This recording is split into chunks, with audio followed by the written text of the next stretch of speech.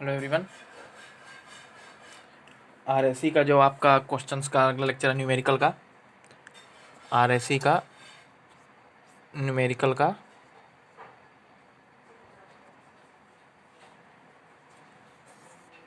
देखिए, अब आज से जो है हम क्या करेंगे, हर एक लेसन वाइज क्या करेंगे, एक एक मतलब हर एक लेसन वाइज आपको न्यूमेरिकल और क्वेश्चंस बताते चलेंगे, कौन कौन से क्वेश्चन इंपॉर्टेंट है और कैसे कैसे क्वेश्चन पूछे जाते हैं।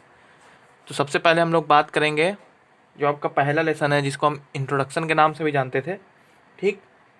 तो वहाँ से शुरू करेंगे, ठीक ना। चलिए आइए शुरू करते हैं। क्वेश्चंस नंबर अगर 1 की बात करेंगे, सबसे पहले क्वेश्चन क्या बनता है।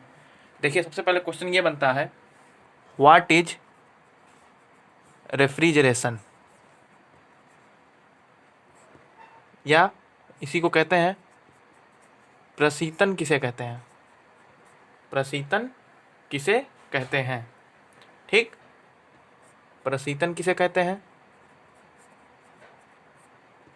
ठीक ना। और इसकी उपयोगिता का उल्लेख कीजिए, ठीक। सब बताते चलेंगे, परेशान होने की ज़रूरत नहीं है। नोट्स में आपके सब चीज़ें दी हुई भी हैं और हम आपको यहाँ बताते हुए भी चलेंगे, ठीक। हम देखिए बोलते हुए चलेंगे, राइटिंग में मत जाइएगा, क्योंकि हम दूर से लिख रहे हैं तो सही से पकड़ में नहीं आ रहा है, तो समझिएगा बस। एक हाथ में मोबाइल है, आप जानते ही हैं। यहाँ पे लिखा है व्हाट इज़ रेफ्रिजरेशन, रेफ्रिजरेशन क्या है, या फिर हिंदी में इसको बोल सकते हैं प्रशीतन किसे कहते हैं, या प्रशीतन क्या है, ठीक। और इसकी उपयोगिता क्या है, इसका उल्लेख कीजिए, ठीक। सबसे पहले बात होगी कि सर रेफ्रिजरेशन क्या है, तो हम पहले ही बता चुके हैं आपको कि cooling means not refrigeration. Cooling का मतलब क्या है, रेफ्रिजरेशन नहीं होता है। क्यों नहीं होता है, अगर हम एक कप कॉफ़ी रख दें वायुमंडल में, ठीक, और धीरे धीरे धीरे धीरे वो क्या होगी, ठंडी होगी, ठीक। कॉफ़ी क्या होगी, वायुमंडल के संपर्क में, अगर मान लीजिए कॉफ़ी का जो टेम्परेचर है यहाँ पे 30 डिग्री सेंटीग्रेड है, और वायुमंडल का जो टेम्परेचर है वो 20 डिग्री सेंटीग्रेड है, ठीक। इन दोनों के बीच में क्या होगा, हीट ट्रांसफ़र होगा, होगा ना। अगर परफेक्ट हीट ट्रांसफ़र हो तो हम कह सकते हैं कि ये कॉफ़ी जो वायुमंडल के संपर्क में आकर के 20 डिग्री सेंटीग्रेड पे आ जाएगी, ठीक। इसके अंदर का जो ताप है वायुमंडल के बराबर हो सकता है, परफेक्ट अगर हीट ट्रांसफ़र होगा तो, ठीक ना। 20 डिग्री सेंटीग्रेड पे क्या होगा, ये आ जाएगी, ठीक। अब कहें कि सर ये 30 डिग्री सेंटीग्रेड से 20 डिग्री सेंटीग्रेड पे आ गई, तो क्या सर ये रेफ्रिजरेशन है। हमने कहा कि नहीं, ये रेफ्रिजरेशन नहीं है। तो आप कहें क्यों सर, रेफ्रिजरेशन का मतलब तो ठंडा करना होता है। हम कहें हाँ बिल्कुल ठंडा करना होता है। कूलिंग को हम कह सकते हैं रेफ्रिजरेशन। देखिए कूलिंग का मतलब ठंडा करना, ठीक। तो यहाँ पे ठंडा हो रहा है, लेकिन ये रेफ्रिजरेशन नहीं है। क्यों नहीं है, क्योंकि जो रेफ्रिजरेशन होता है वो बिलो देन एटमॉस्फेयर टेम्परेचर पे होता है। यानी कि अगर 20 डिग्री सेंटीग्रेड का आपका एटमॉस्फेयर है, तो इसके नीचे अगर 19 पे आए, 18 पे आए, 16 पे आए, 17 पे आए, तो इस पर हम कहेंगे कि हाँ ये रेफ्रिजरेशन है, ठीक। और ये क्या है, आपका रेफ्रिजरेशन सिस्टम नहीं है। इसको हम बहुत अच्छे से लिखाए हुए हैं, एक बार फिर हम यहाँ पे बता दिए, इसको देख लीजिएगा आप लोग, ठीक ना। क्यों नहीं है, कैसे नहीं है, ताकि बाद में कहीं पे आपको कोई दिक्कत ना हो, ठीक। समझ में आ गया होगा। अब अगर हम बात करें अगले क्वेश्चन की, क्वेश्चन 2। देखिए उपयोगिता तो सब लोग जानते हैं कि रेफ्रिजरेशन का प्रयोग क्यों करते हैं, ठीक ना। रेफ्रिजरेशन का प्रयोग करते हैं आप खाने को ठंडा करने के लिए, पानी को ठंडा करने के लिए। कुछ आपके ऐसे इंजेक्शन्स होते हैं, महंगे महंगे इंजेक्शन, अगर उनको हम खुले वायुमंडल में रख दें तो वो क्या होंगे, बैक्टीरिया वगैरह उसमें जा करके अटैक कर जाएंगे। तो हम बिलो देन टेम्परेचर रखते हैं तो बैक्टीरिया का अटैक उसमें नहीं हो पाता है, ठीक। तो ये सब चीज़ें रहती हैं जिनका प्रयोग हम करते हैं। देखिए जो हमारे बॉडी के ट्रांसप्लांट होते हैं, मतलब बॉडी के जब बदलाव होते हैं अंगों में, तो उसमें भी देखने को मिलता है कि वहाँ पे ऐसे ऐसे चीज़ें क्या होती हैं, मतलब जैसे जो बदलते हैं अंगों को, जैसे किडनी हो गया, लीवर हो गया, इन सबको हम क्या करते हैं, कोल्ड में स्टोर करते हैं, जिससे कि हमारे वो ख़राब ना हो, ठीक। पहला क्वेश्चन हम आपको बता ही दिए, समझा भी दिए कि कैसे होगा। और बाकी देखिए 1 टन रेफ्रिजरेशन क्या है, ये भी इम्पॉर्टेंट है, आप जानते ही हैं 1 टन रेफ्रिजरेशन, ठीक। अब हम बात करेंगे COP की। क्वेश्चन बनता है COP किसे कहते हैं, COP किसे कहते हैं, ठीक। 1 टन, अरे 1 प्लस COP ऑफ रेफ्रिजरेशन बराबर हीट पंप की COP बताइए। 1 प्लस COP ऑफ रेफ्रिजरेशन बराबर हीट पंप की COP बताइए। ये सवाल आपका पूछा जाएगा, लगभग 5 नंबर का ये सवाल रहेगा, ठीक ना। 5 नंबर के इस सवाल में आपको बताना होगा कि कैसे कैसे जो है मतलब 1 प्लस COP ऑफ रेफ्रिजरेशन बराबर हीट पंप की COP कैसे प्रूफ होगी, ये भी हम बता चुके हैं। COP किसे कहते हैं ये भी बताए हुए हैं, ये दोनों आपको बताना है, ठीक, कैसे होगा, ठीक ना। और ये क्वेश्चन देखिए, जितने क्वेश्चन हम आपको बता रहे हैं ये 100% चांस है कि एग्जाम में आएंगे, ठीक।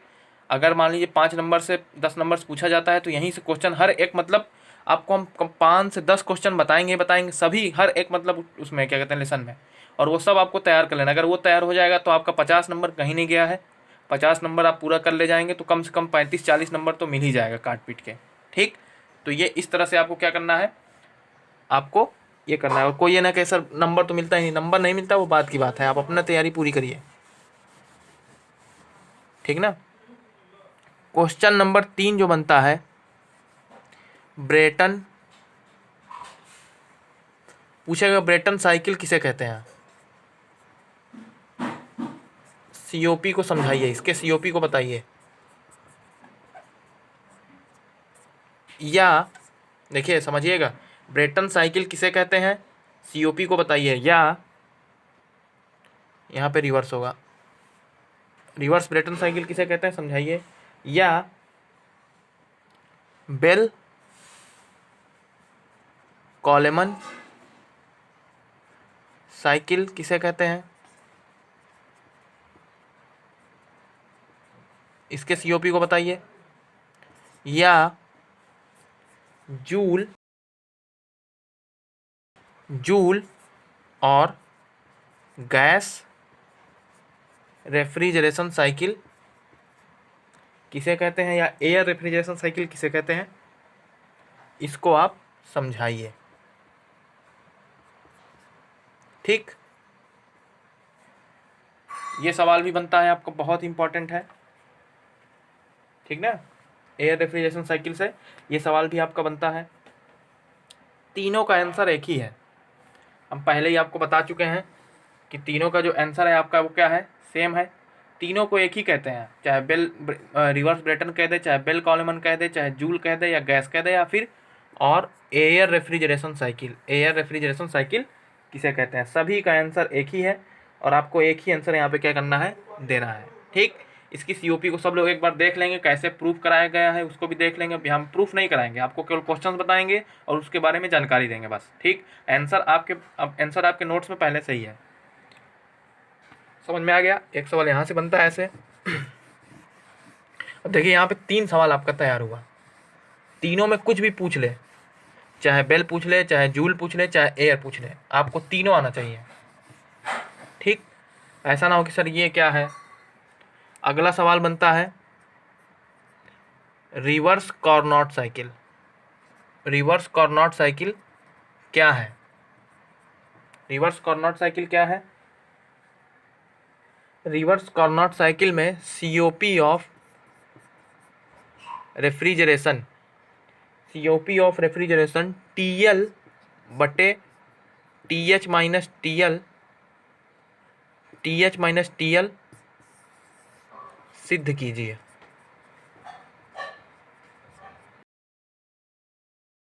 सिद्ध कीजिए, अब आपको ये सिद्ध करना रहेगा, प्रूफ करना पड़ेगा, ठीक, समझ में आ रहा है।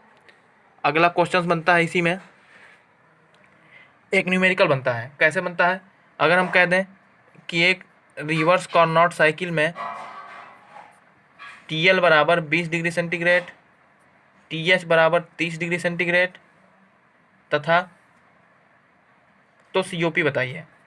तो COP बताइए, कुछ नहीं करना है आपको, 20 + 273 बटे में, नीचे आप जानते ही हैं अंतर कितना आएगा, 10 आएगा, ठीक। 20 + 273 कितना हो जाएगा, 293 बटे 10, या फिर 2.93। इसकी COP कितनी हो गई, COP ऑफ हीट पंप कितनी हो गई, अरे COP ऑफ रेफ्रिजरेशन कितनी हो गई, 2.93। ठीक, इस तरह से क्वेश्चन यहाँ बनता है। ठीक, अब